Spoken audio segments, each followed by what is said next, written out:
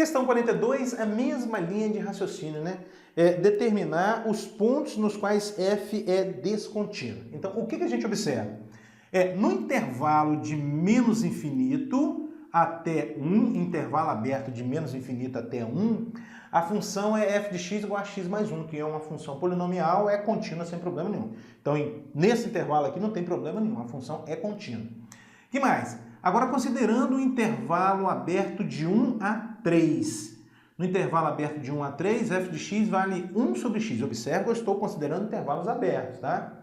Vale 1 sobre x, que também é uma função contínua nesse intervalo, uma vez que o zero não está aqui nesse intervalo. Teríamos problemas se o zero estivesse aqui, né? Mas como não está, ela é contínua aqui nesse intervalo de 1 a 3, porque f de x é 1 sobre x. O que mais? No intervalo agora de 3 a mais infinito, f de x é raiz quadrada de x menos 3, que também é contínua.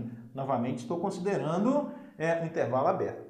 Então, se há algum ponto de descontinuidade aqui dessa função f, ele é o 1 ou o 3. Então, o que a gente vai fazer? Verificar o 1 e o 3, tá? Verificar se ela é contínua em 1 e em 3. Então, tá. Inicialmente, x igual a 1. Vamos ver o que acontece aqui com x igual a 1. X igual a 1. O que eu devo fazer para verificar? Calcular o limite de f de x quando x tende a 1 e verificar se é igual ao f de 1. Então tá. Inicialmente, calculando o f de 1 aqui, ó. Quanto dá o f de 1? O f de 1. Se x é menor ou igual a 1, f de x é x mais 1. Então, o f de 1 vai ser 1 mais 1. Isso é igual a 2. Pronto. Agora vamos pensar nos limites.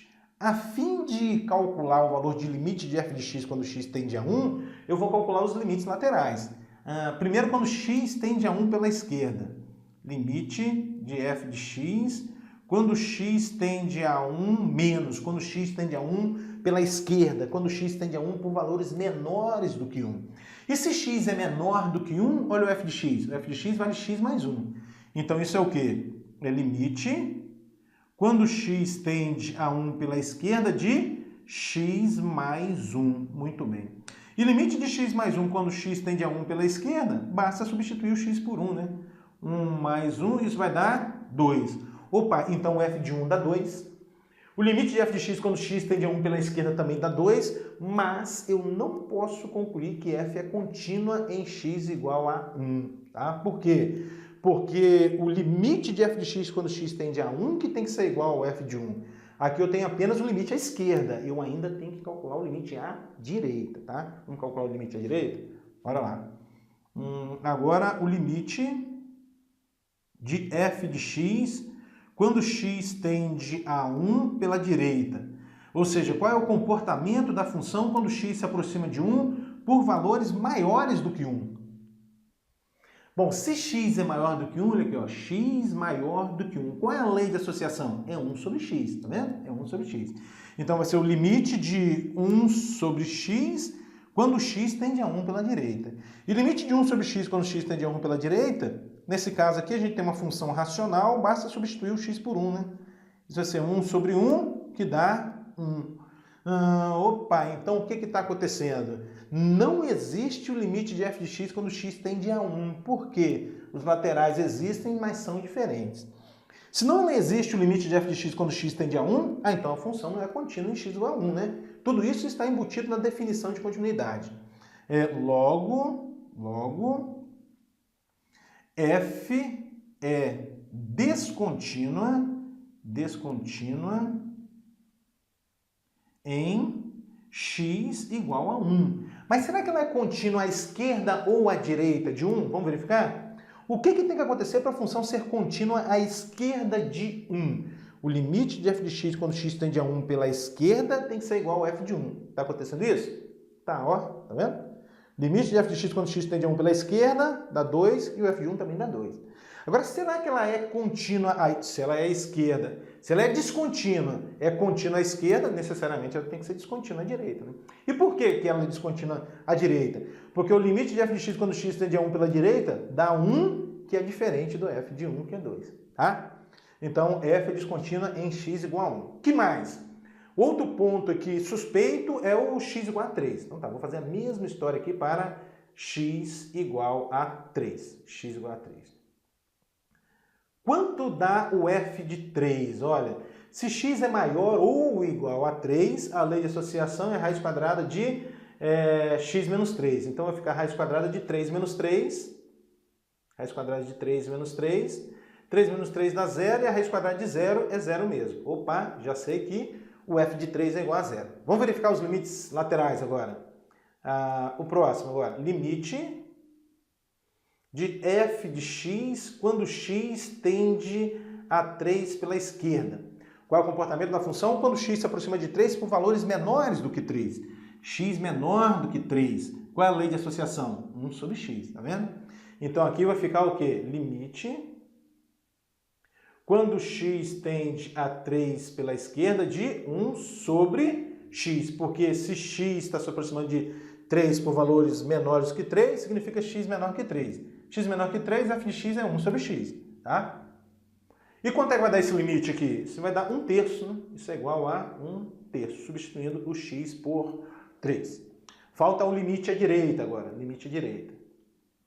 Limite de f de x quando x tende a 3 pela direita. Bom, quando x tende a 3 pela direita, significa que o x é maior do que 3.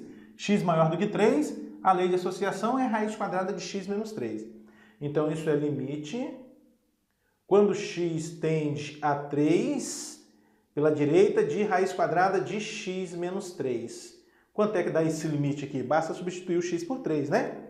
3 menos 3 dá 0, raiz quadrada vai dar 0 mesmo aqui, né? Pronto, então o que a gente observa aqui? O que a gente observa? Limite de f de x quando x tende a 3 pela esquerda dá 1/3. Limite de f de x quando x tende a 3 pela direita dá 0. Logo, os limites laterais são diferentes. E se os limites laterais são diferentes, o limite quando x tende a 3 não existe. E se não existe o limite quando x tende a 3, significa que f não é contínuo em x igual a 3. Tá? Logo, f é descontínua em x igual a 3. Bom, agora, já que ela é descontínua em x igual a 3, será que ela é contínua à direita ou à esquerda de 3? Vamos verificar? Primeiro à esquerda. O que eu tenho que fazer, o que eu tenho que verificar para concluir que f de x é contínua à esquerda de 3? Verificar se o limite de f de x quando x tende a 3 pela esquerda é igual a f de 3. Ó, limite de f de x quando x tende a 3 pela esquerda dá 1/3, que é diferente de 0. Opa, então a função não é contínua à esquerda de 3. Vamos verificar se ela é contínua à direita do 3? O que eu tenho que fazer mesmo? Verificar se o limite de f de x quando x tende a 3 pela direita é exatamente igual a f de 3. Isso acontece? Acontece. Então ela é contínua à direita do 3, mas é descontínua à esquerda do 3. Tá? Muito bem. Agora o gráfico, né? Vamos lá, um esboço bem simples aqui.